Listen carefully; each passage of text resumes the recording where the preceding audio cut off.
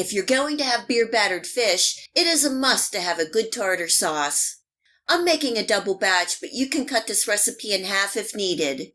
In my bowl I have 1 cup of mayonnaise, 2 tablespoons of sweet relish, 1 teaspoon of Dijon mustard, 1 tablespoon of lemon juice, 1 teaspoon of Worcestershire sauce, 1 tablespoon of chopped capers, a little salt, 1/8 of a teaspoon of white pepper, or you can use black pepper, and 1/2 teaspoon of sugar. Giving that a good mix and refrigerating for at least 1 hour before serving. There is a dry and a wet coating on the fish. For the dry coating, I have 1 cup of self-rising flour, or you can use all-purpose flour, 1 tablespoon of Old Bay seasoning, 1/4 teaspoon of white pepper, or you can use black pepper, and salt to taste. Giving that a good mix and setting to the side.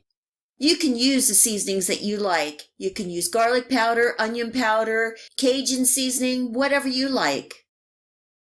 And now for the wet coating. I have 1 cup of self-rising flour, and I'm adding in 2 tablespoons of cornstarch and 1 teaspoon of baking powder. I'm slowly adding in 1 cup of cold beer, and you can use any kind of beer. You want the batter to be like a thin pancake batter so it sticks to the fish. Also, we want the batter to be cold, so I'm covering and refrigerating for at least 30 minutes before using. This will help produce a nice crispy coating.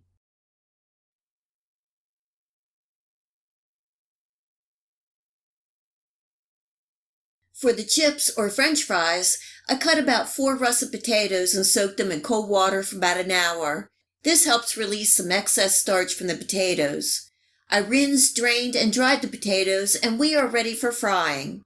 I have a quart of vegetable oil that I heated to 325 degrees Fahrenheit. I'm frying the potatoes in 2 batches so not to overcrowd. The fries will cook for 3 to 4 minutes, and then I will remove, drain, and cool on a paper towel. Later, after I'm done frying the fish, I will refry the potatoes at 375 degrees until crispy and golden brown. I have everything ready and we are ready to eat. I use either cod or haddock for this recipe. Tonight I'm using cod, and I cut it into nice sized pieces and dab dry with a paper towel. Now I'm seasoning both sides with some salt, white pepper, and you can use black pepper, and a sprinkle of Old Bay seasoning. It is important to season every layer in this recipe to get the best flavor. Next, all the fish gets dredged in the flour mixture, shaking off the excess and placing on a plate.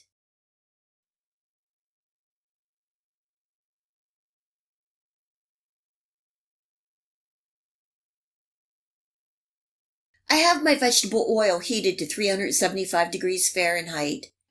I'm dredging the fish in the batter and lightly shaking off any excess. You can see the beer batter makes a nice coating on the fish. And there's no easy way to do this. Using your fingers is the best, and just be careful when placing the fish pieces into the oil. Remember to place the fish down away from you to prevent splashing. Again, I'm frying the fish in batches so not to overcrowd the pan. The fish will take about 5 to 6 minutes to cook, and this all depends on the size and thickness of the fish pieces. Flip the fish occasionally so it cooks evenly.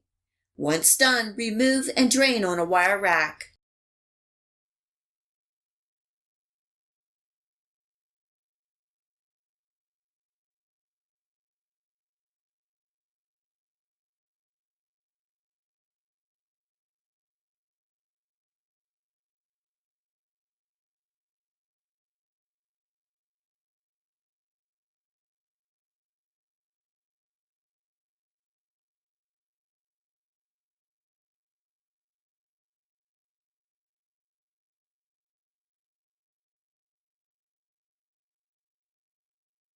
And finally, I'm finishing off the French fries.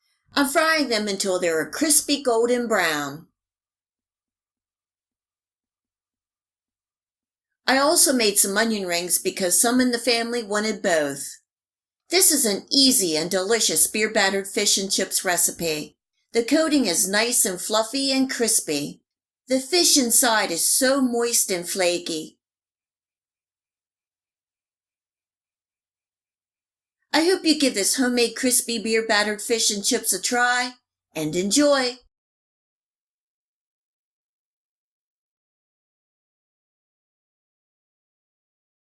Cod is one of my top 3 favorite fish dinners because it is meaty, great flavor, and affordable.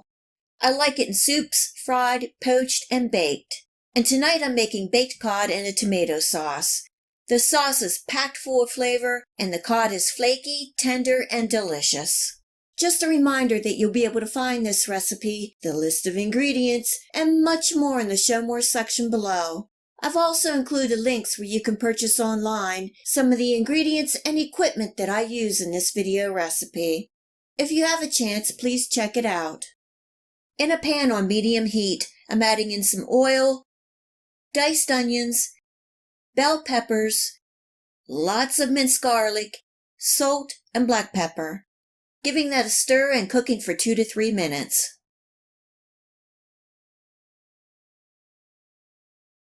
Adding in some capers, cooking and stirring for another minute.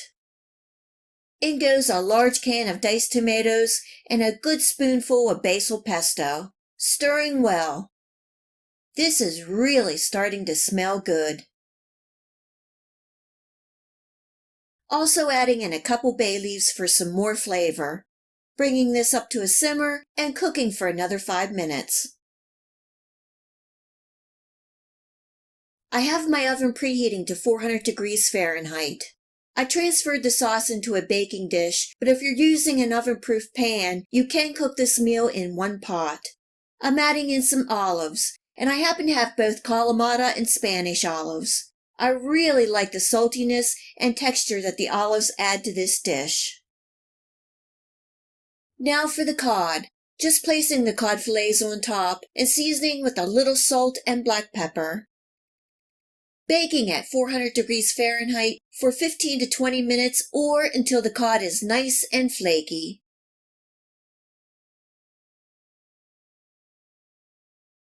I'm serving the baked cod tonight with some of this cute lemon pasta bow ties that I found at Aldi's. The pasta had a very mild lemon flavor and added a little pop. It was a nice side dish with the cod and tomato olive sauce. You could also serve the cod and tomato sauce with some rice. The baked cod turned out nice and flaky and flavorful. The tomato sauce was rich with flavor with the garlic and pesto, and you can really taste the saltiness from the capers and olives. If you're looking for something a little different for a fish dinner, this is the one, and I'm sure you're going to enjoy. If you like this recipe, please hit the like and subscribe button. Remember to hit the bell next to the subscribe to make sure that you get my future video recipes. You can also find me on Steemit, Facebook, and at my website. Feel free to share this recipe and my channel with your friends and family. And until next time, much love!